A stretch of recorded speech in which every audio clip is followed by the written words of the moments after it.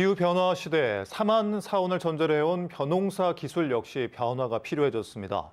극한 호우와 고온, 병해충에 강한 쌀 신품종 개발이 시급하지만 오랜 소요 시간과 농가의 인식 전환이라는 과제까지 함께 안고 있습니다. 기후 위기 시대의 쌀 정책 기획 뉴스 박종호 기자입니다. 일본의 대표적 쌀 품종인 고시히카리의 고향으로 불리는 일본 니가타현.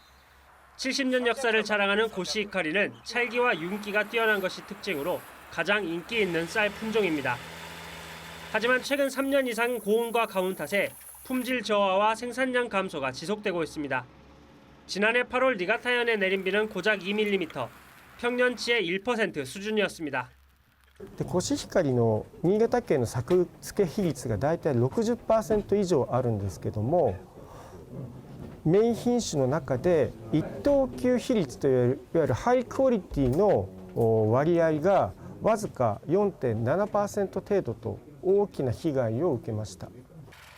유례없는 폭염의 반사이익을 본 건 더위에 강한 품종인 신노스케였습니다. 고온 등 극심한 기후에도 강하고 폭염도 잘 견디는 품종으로 2017년 니가타현 농업종합연구소가 기후변화 대응과 내열성 품종 개발 목적으로 출시했습니다. 고시히카리 농사가 최악이었던 지난해 기후 속에서도 1등급 비율이 94%를 넘어서면서 재배 면적도 늘고 있습니다. 温暖化が進んでいる中で、やっぱ高温に強い品種体制があるので、食味もいいし、新潟県米どころ新潟の開発した品種なんで、非常に期待は今後できるんじゃないかなとは思ってるんですけど。 니가타현에서는 기후 위기에 대응하기 위해 자체 개발한 신품종을 현재 13개 농가에서 시험 재배하고 있으며 내년부터 일부 농가에 보급됩니다. 기후 변화 시대의 주식인 쌀 농업을 지켜내기 위한 노력은 국내에서도 이루어지고 있습니다. 쌀 재배 면적이 가장 넓은 전라남도가 지난 2016년 내놓은 신품종 새청무. 키가 커 잘 쓰러지는 기존 품종 신동진을 대처하기 위해 개발됐습니다. 윤기와 찰기도 뛰어나다는 평가를 받으며 새청무는 보급 7년여 만에 전남의 쌀의 절반 이상을 차지할 만큼 자리 잡았습니다.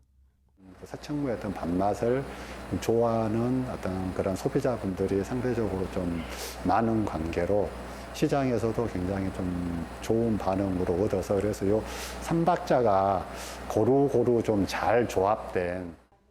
기후변화는 급속하게 진행되는데 쌀 신품종 개발은 오랜 시간이 걸리는 상황. 생산량과 기후, 병충해 등 각각의 목적에 맞는 품종들을 유전적으로 교배해 연구하는데 최소 10년. 실제 보급하는데도 또다시 시간이 걸립니다. 품종이 하나 저희 인공 교배를 해서 신품종이 나오기까지는 보통 한 10년에서 12년 정도 소요가 되고요. 그걸 다시 이제 농가에 보급할 수 있는 보급종 종자를 생산하는데 또 한 2, 3년이 걸립니다. 그래서 길게는 한 15년 정도. 새청무 이후 개발된 강대찬처럼 병해충에 강해도 밥맛이 떨어지면 소비자 외면으로 퇴출 위기에 몰리기도 합니다.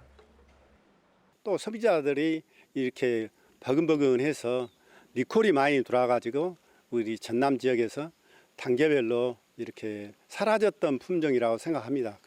가장 큰 위협은 신품종이 연구되고 검증될 무렵이면 신품종 개발을 추진했을 때와는 또 다른 기후를 마주할 가능성이 높다는 것입니다. MBC 뉴스 박종호입니다.